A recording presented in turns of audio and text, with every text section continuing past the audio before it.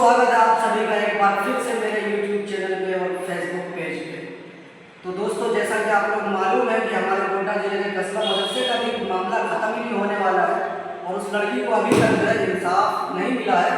सारे नेता जो है अपना चापलूसी कर रहे हैं, अपना काम निकाल रहे हैं, अपना व्यूज़ बटोर रहे हैं और लेकिन अमनूर खातून को इंसाफ अभी नहीं मिल पा रहा है और अभी तक कोई ठोस सबूत भी नहीं मिल पा रही है।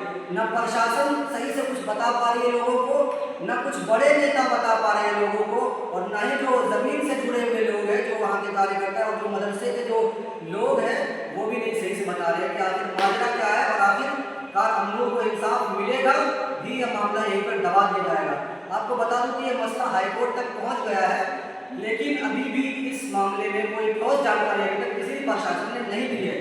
तो मैं सवाल यहाँ पर प्रशासन और नेताओं पर भी ये सवाल उठाता हूँ कि जब कोई बड़ा काम होता है, जब किसी बड़े घर की बेटी होती है तो आप लोग उस मुद्दे को पूरी जोर शोर से उठाते हो, लेकिन जब कभी किसी गरीब बेटी पर आपदा आती है तो आप लोग अपने हाथ धर के बैठ जाते हो और अपने काम पे बिजी हो जाते हो और उस मजलूम को मरने के लिए छोड़ देते हो।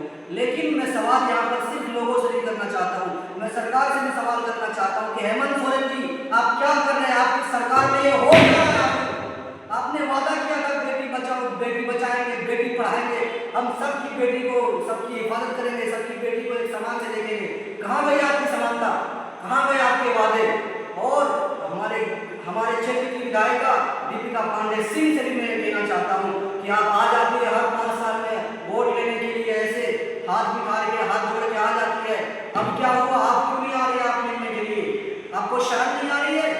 अमनूर खातून की माँ वहाँ पर तड़प रही है, बिलबिला रही है, लेकिन आपके पास वक्त नहीं है कि उनसे जाकर उनके पास बैठे, उनका हाल चाल ले, उनसे मिले, जाने कि उनके साथ क्या हो रहा है। लेकिन नहीं, आपको तो सियासत की पड़ी है, आपको तो पैसों से फिक्र है, आपको सिर्फ और सिर्फ टीआरपी की फिक्र है। और मैं सवाल करता हूँ अपने इलाके के छोटे मोटे नेताओं से भी, जो छोटे मोटे नेता अपने आप को चिटपुट समझते हैं, वोट लेने के लिए बड़े बड़े नेताओं के पीछे भागे फिरते हैं अपनी फेम कमाने के लिए, लेकिन जब अब बारी आई एक लड़की को इंसाफ दिलाने की, एक मजलूम को इंसाफ दिलाने की, तो सब किस लिए इधर उधर भागे फिरते हैं? सिर्फ और सिर्फ अपनी पहचान बनाने के लिए, अपनी पब्लिसिटी बनाने के लिए इधर उधर घूम रहे हैं और अपनी व्यूज के चक्कर में, अपने सब्सक्राइबर के चक्कर में, अपने फॉलोअर्स के चक्कर में छोटे मोटे न्यूज एंकर ही उठ रहे हैं। ये भी एक बड़ा मुद्दा है। अमनूर खातून की मौत ने सिर्फ यहाँ पर सनसनी नहीं फैलाई है, कई छोटे मोटे जो बेरोजगार बैठे थे युवक, उनको पत्रकार ही बना दिया है, उनको रोजगार भी दे दिया है और उनके चैनल पे मिलियंस में व्यूज आ रहे हैं। अमनूर खातून का थंबनेल लगा दे रहे हैं, उस पर लिख दे रहे हैं कब मिलेगा अमनूर को इंसाफ। आ गया 2 मिलियन व्यूज, ले लिया हाथ में एक माइक, बन गए पत्रकार। क्या ट्रेंड चल रहा है आपके लिए?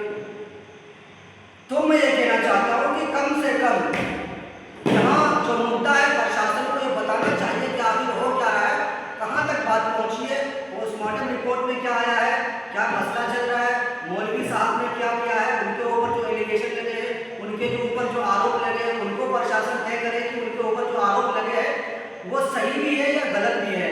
जिस तरीके से यहाँ पर लोग क्योंकि मदरसे को टारगेट कर रहे हैं और मौलाना को भी टारगेट कर रहे हैं, इसलिए प्रशासन को चाहिए कि जल्द से जल्द इस मामले में अपनी वो तेजी दिखाए और इस मामले को निष्पक्ष तरीके से जांच करें और जल्दी से जल्दी इस मसले को जांच करें, क्योंकि लोग बात जो है मदरसे में अपना गुस्सा निकाल रहे हैं और लोग जो है मदरसे को बंद कराने की कोशिश कर रहे हैं और लोग एक मौलवी की वजह से तमाम दुनिया के मुसलमानों को, तमाम दुनिया के मौलवियों को बदनाम करने की साजिश में लगे हैं। और कुछ हमारे इलाके के छुटभइये नेता और छुटभइये यूट्यूबर और छुटभइये फेसबुकिया भी मौलवियों को बदनाम करने में लगे हुए, मदरसों को बदनाम करने में लगे हुए।